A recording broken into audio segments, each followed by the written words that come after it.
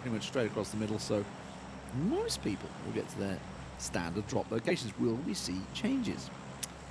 Not yet. Yeah, I'm about to say, very early. I wouldn't be surprised if teams consider it. I think, again, this is still testing period for a lot of these teams as to what do we do, how do we approach this.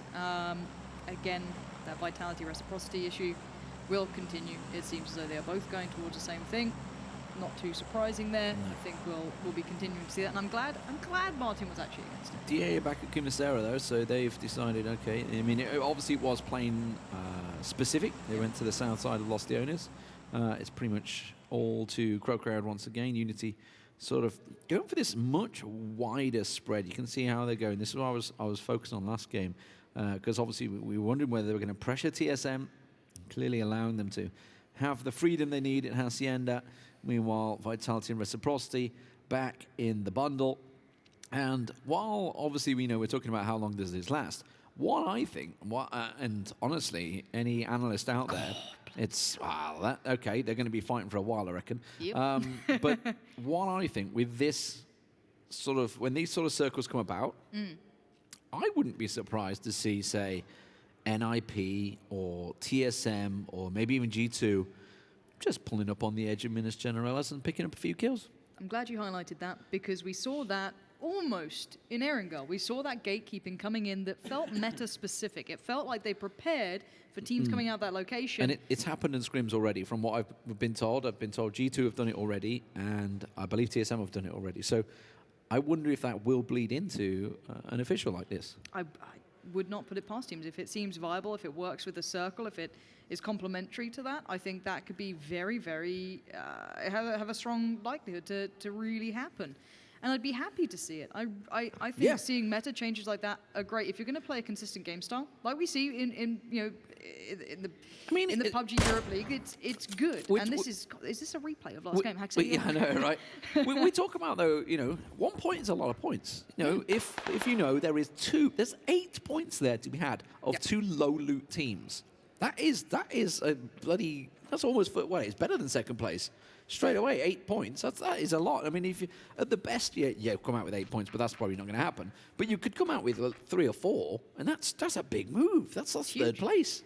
Absolutely. I mean, for me, I'm waiting to see these players start countering individuals, because all these players will have loot routes or specific areas they'll go to, especially if you play the same drops over and over again. If you're not an adaptive team, you could start working out, well, we know that this player likes to go here, this player will be here, we can set up X, Y, and Z for this. Especially, this is different. Hello, a bit of an adjustment, a bit of adaptation. I love to see this.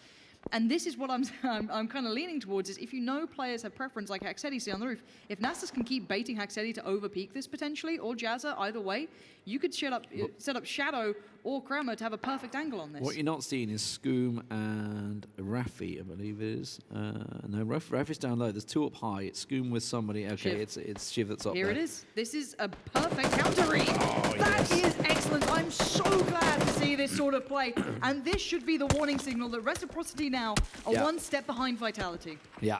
I love it. I love it. And look at this. There you go. Unity taking shots on Vitality because they've had the nerve to go outside the gates of Minas Generalis and get yourself back in there, boys, because Orange Snow wants a piece of you.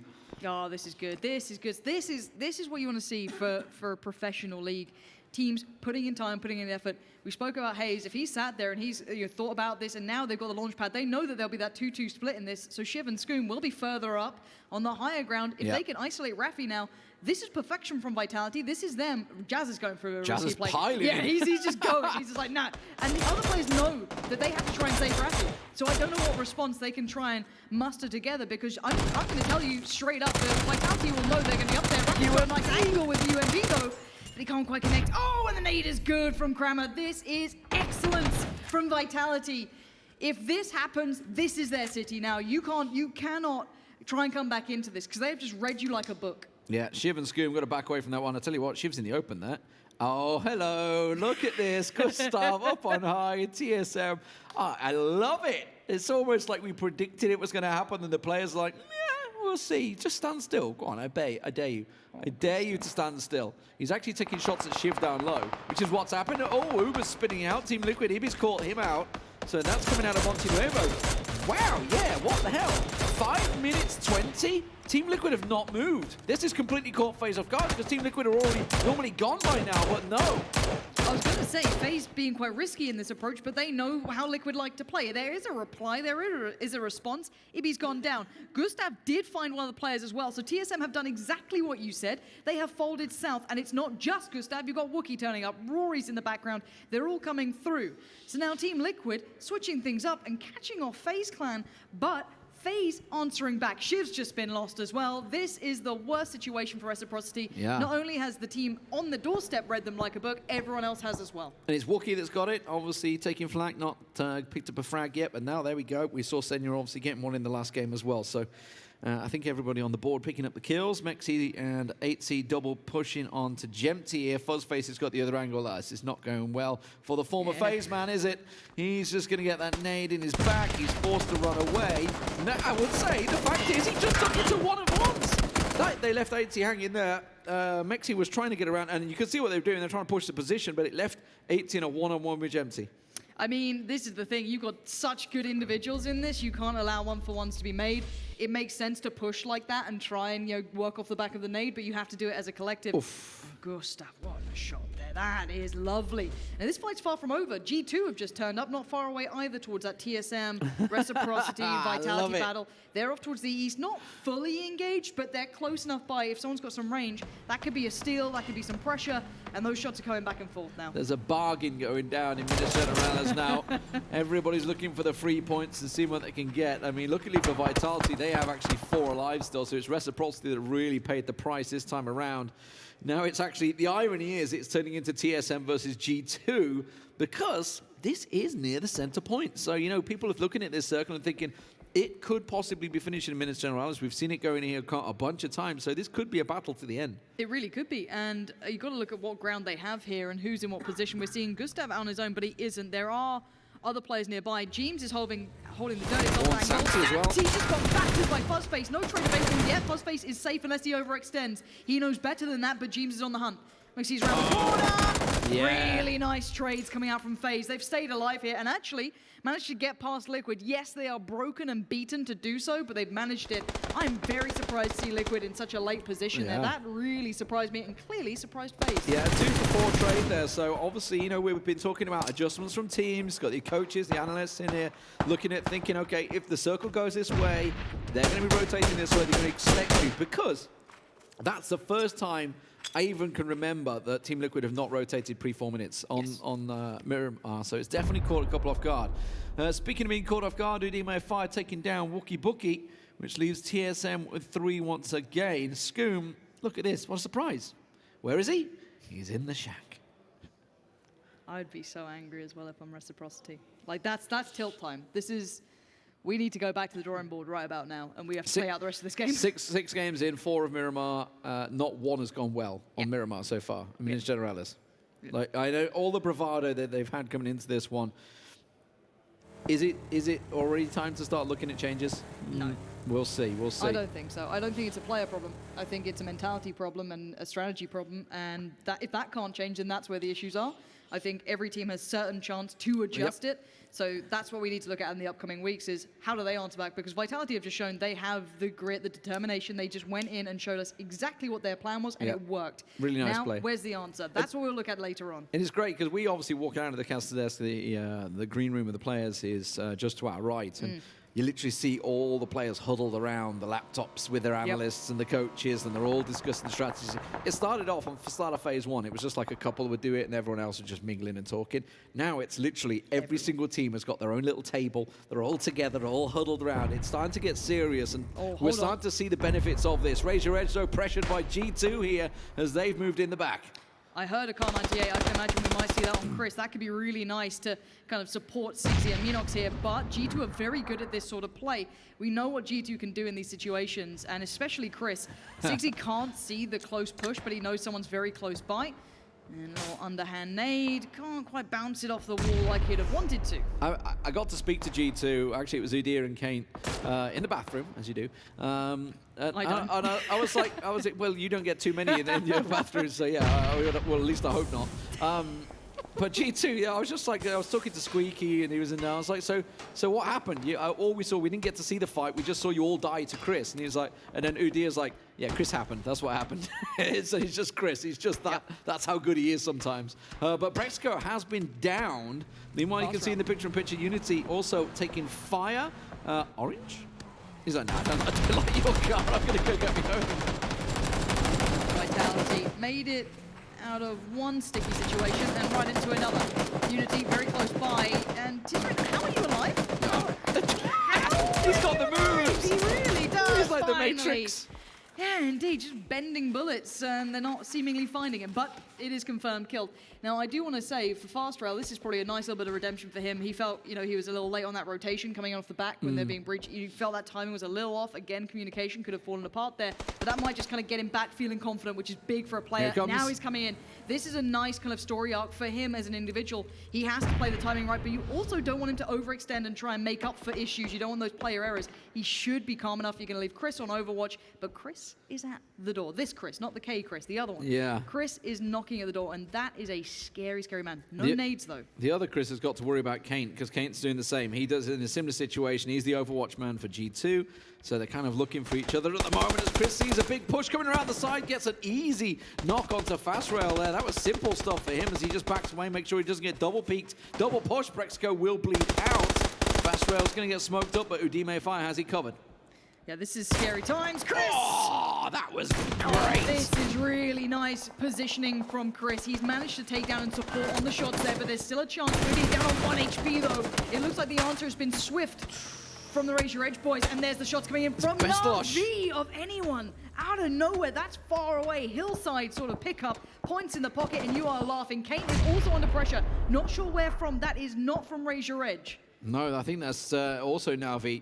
From long, long range, and it leaves Kate, the last man standing for G2. They just got decimated there by combined factors of Navi and Raise Your Edge. You can see it's Bestalosh. Look where he is. He's the other side of the junkyard.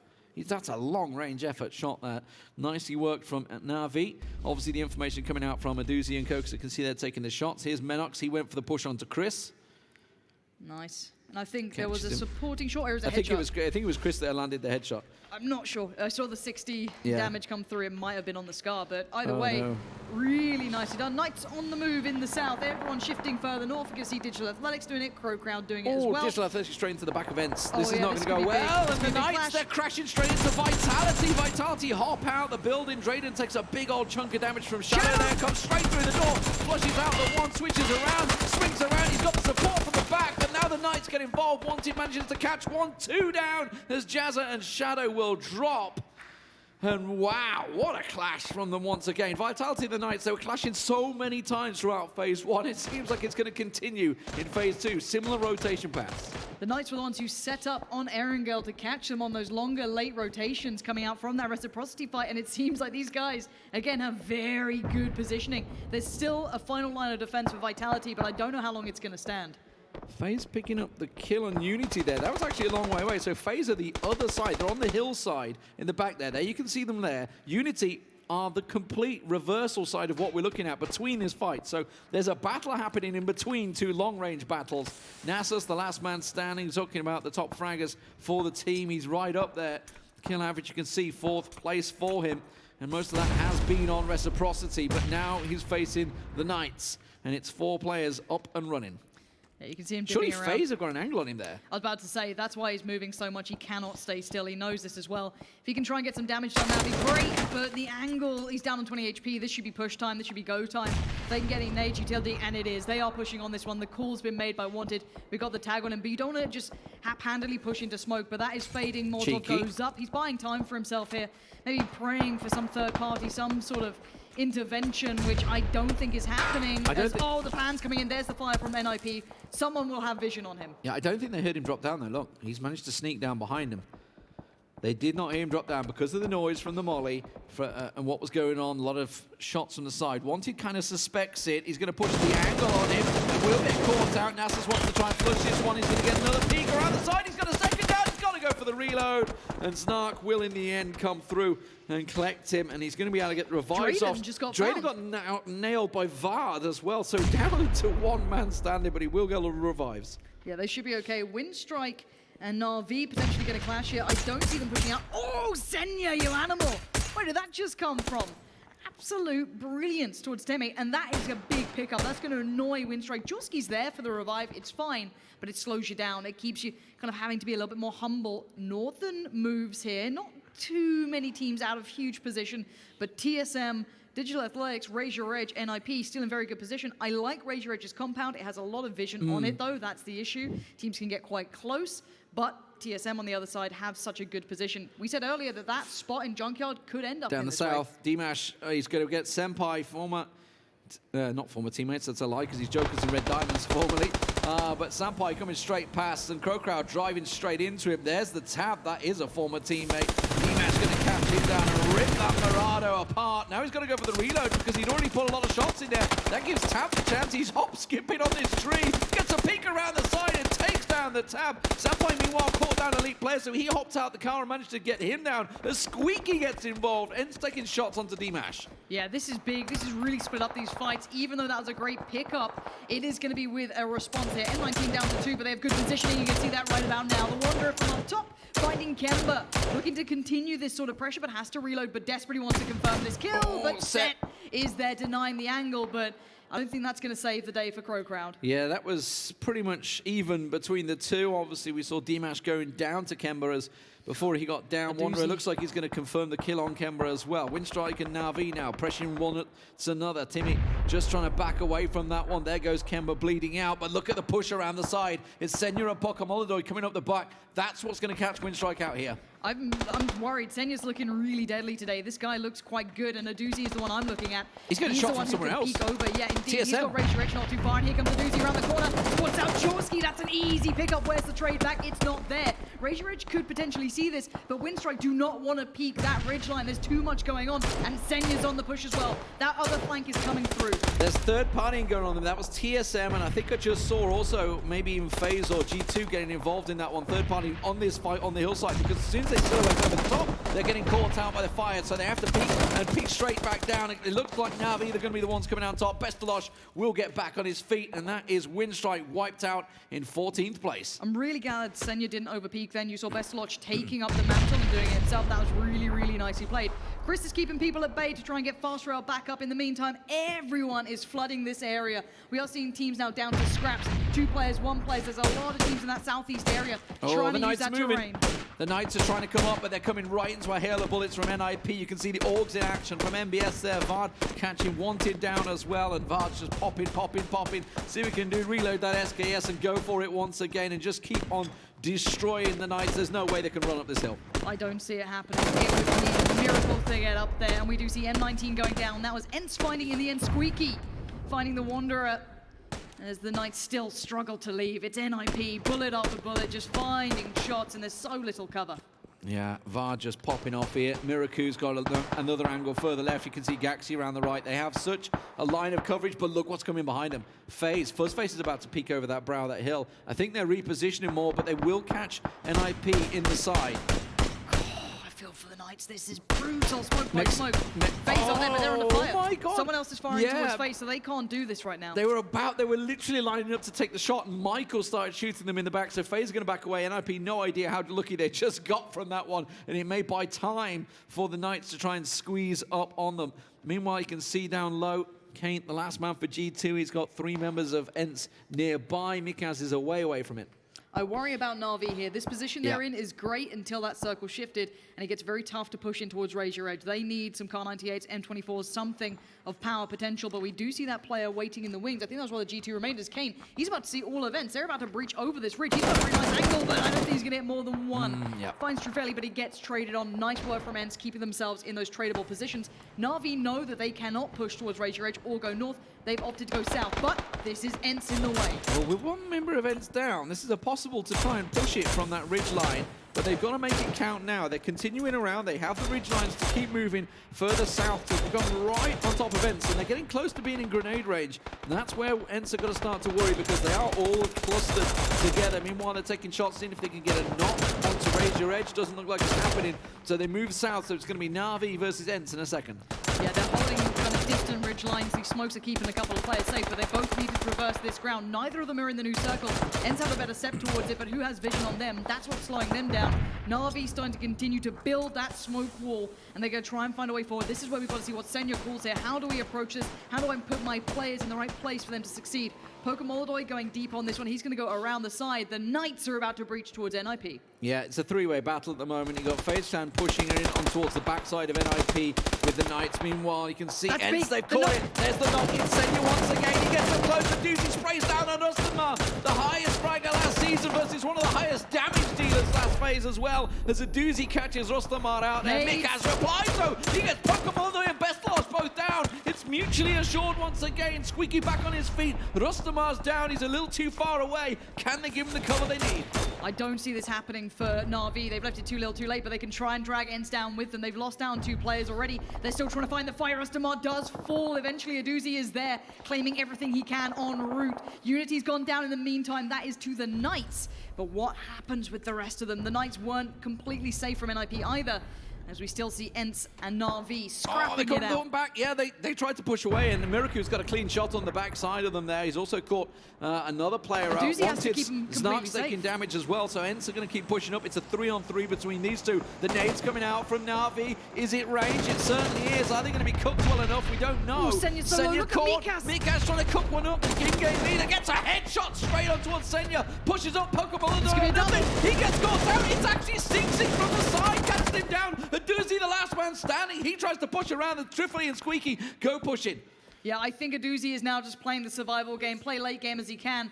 Mikas is looking for this. He's trying to find information. He's bleeding out. There's nothing more he can do, so he's going to try and relay that, but I think he died too soon. Now the revive comes in. Senya and Aduzi are still alive. ENCE have stayed alive, but I think only with 2, if I'm not mistaken. I don't see the third. Backed away. And Raise Your Edge, hold ground. So did Digital Athletics. These are all the teams on the outskirts, and the Knights have seen the edge of this battle, and Miracu's just found Squeaky. This is that NIP Pittsburgh Knights area. That was in the further south side. NIP are miles away as well. With 4 alive and a crate dropping their advantage, NIP in a good position to sweep around behind all of these teams at the moment. FaZe Clan had TSM just dropping down south towards them, but I think they're going to back away from Drayden's that one. Position Michael is going good. looking for Scoom as well, so that's continuing to happen. Michael's hopped in a bike from the junkyard, and Scoom has caught his attention. Digital Athletics, they took the chance to move over the road while this was all happening. Trifoli finds a doozy down, so Na'Vi down to just the one Senya, and Trifoli in a one-on-one. Meanwhile, everybody moves towards the center circle. Yeah, NIP are going to be the kind of, I guess, Grim Reaper in this one. Drayden's position is good, but it's only him. Snark's